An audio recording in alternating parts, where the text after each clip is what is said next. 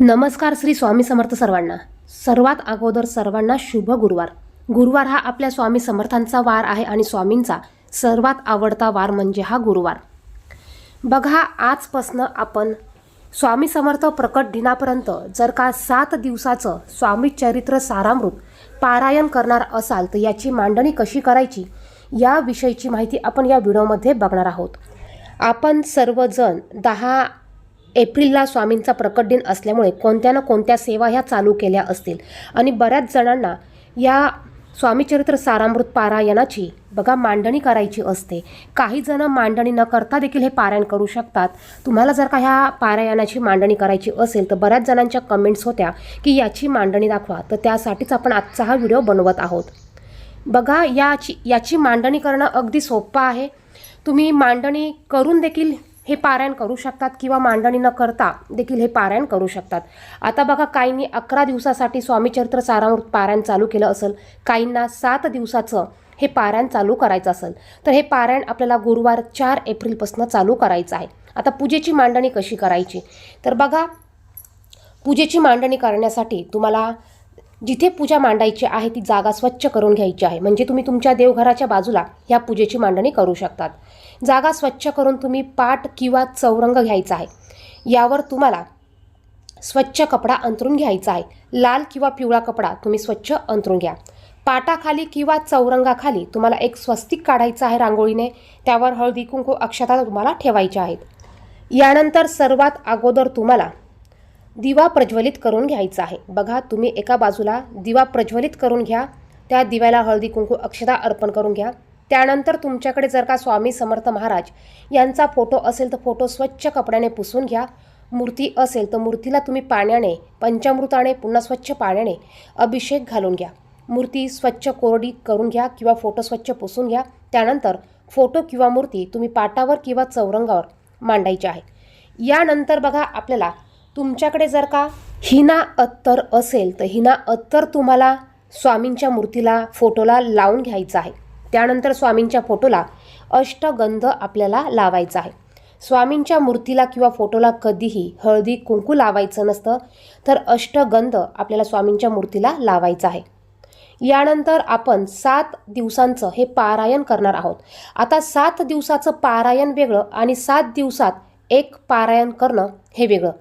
तुम्हाला जर का 7 दिवस 7 पारायण करायचे असतील तर तुम्हाला दररोज स्वामीचरित्र सारामृत या ग्रंथातील 1 ते 21 अध्याय हे तुम्हाला दररोज वाचन करायचे आहे। 1 ते 21 अध्याय वाचणे म्हणजे एक पारायण, एक पाठ पूर्ण करणे। असं तुम्हाला 7 दिवसात 7 पाठ, 7 पारायण पूर्ण करायचे आहे। ज्यांना 7 दिवसाची ही सेवा करायची आहे आणि 7 दिवसात ज्यांना एकच पारायण करायचं असेल त्यांनी दररोज स्वामीचरित्र सारामृत या ग्रंथातील रोज क्रमशः 3 अध्याय वाचायचे आहे।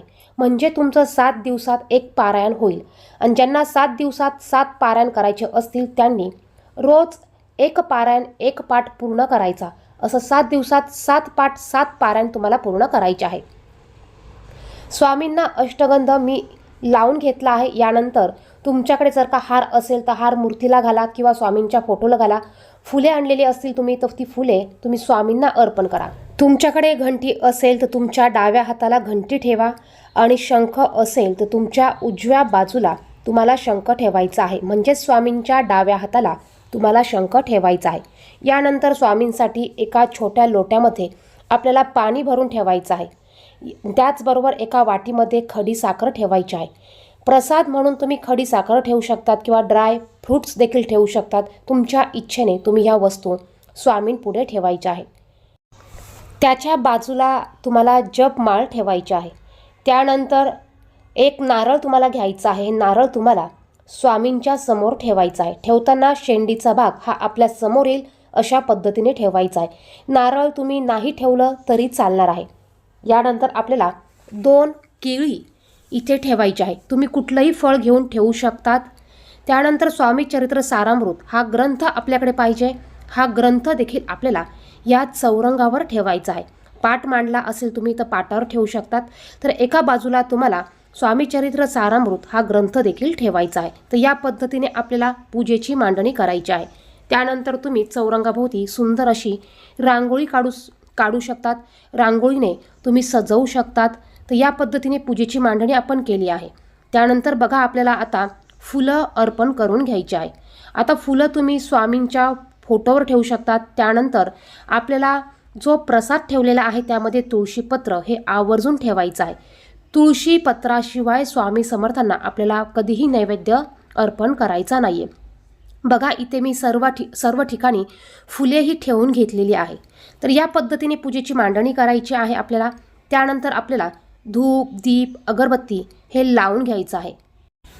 तर ही झाली फक्त पूजेची मांडणी. आता पूजेचे काही नियम तुम्हाला या स्वामीचरित्र सारामृत या ग्रंथातील 1 ते 21 अध्याय एका बैठकीत तुम्हाला वाचायचे असतात.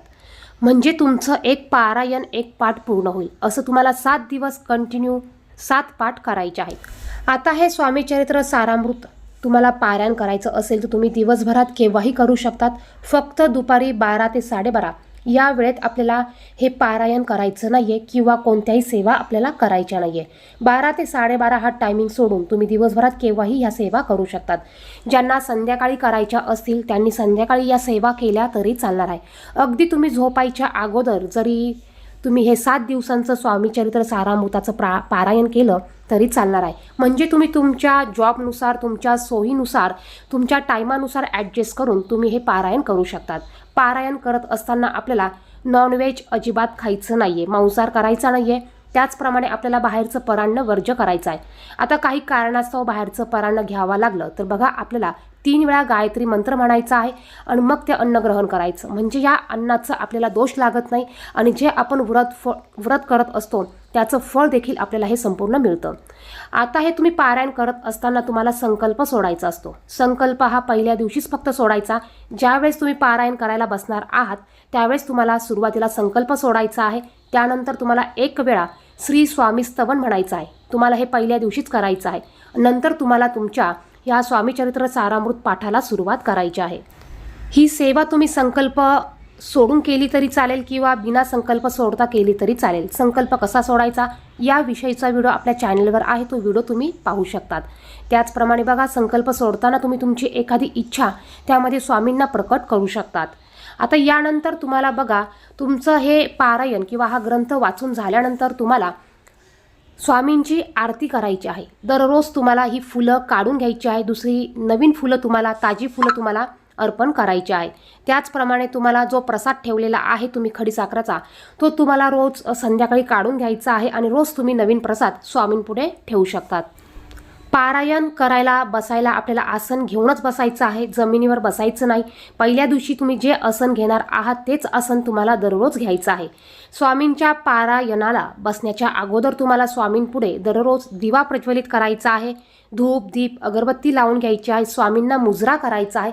त्यानंतर तुम्हाला स्वामीचरित्र सारामृत या पारायणाला बसायचं आहे. रोज तुम्हाला 1 ते 21 अध्याय वाचन करायचे आहे. 1 माळ श्री स्वामी समर्थ या मंत्राचा जप करायचा आहे. शक्य झाल्यास 1 वेळा तारक मंत्र देखील तुम्ही म्हणू शकतात. संकल्प सोडल्यानंतर संकल्प सोडलेलं पाणी तुम्हाला कुठेही टाकायचं नाही. ते पाणी तुम्ही तुळस सोडून इतर कोणत्याही झाडामध्ये टाकू शकतात.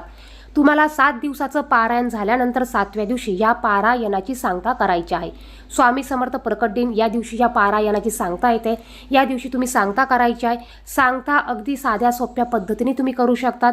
तुम्ही स्वामींना आवडणाऱ्या पदार्थांचा नैवेद्य बनवू शकतात, स्वयंपाक बनवू शकतात. तुम्ही या दिवशी या स्वयंपाकाचा नैवेद्य तुम्हाला स्वामींना दाखवायचा आहे. तुम्हाला शक्य झाल्यास तुम्ही स्वामींच्या मंदिरात जाऊ शकतात. मंदिरात जाऊन तुम्ही अनुदान करू शकतात. दक्षिणा तुम्ही स्वामींपुढे किंवा दानपेटीत टाकू शकतात. तुम्ही एखाद्या जोडप्याला घरी जेवायला बोलू शकतात. लहान मुलं तुम्ही जेवू घालू शकतात किंवा मग तुम्ही नुसतं घरातल्या घरात देखील याचं उद्यापन हे करू शकतात. अगदी साध्या सोप्या पद्धतीने आपल्याला या पूजेची मांडणी करायची आहे आणि सांगता करायची आहे. तरी देखील तुमचे काही प्रश्न असतील तर तुम्ही कमेंट बॉक्समध्ये नक्कीच विचारू शकतात. त्याची रिप्लाय मी नक्कीच तुम्हाला देईल. धन्यवाद. श्री स्वामी समर्थ.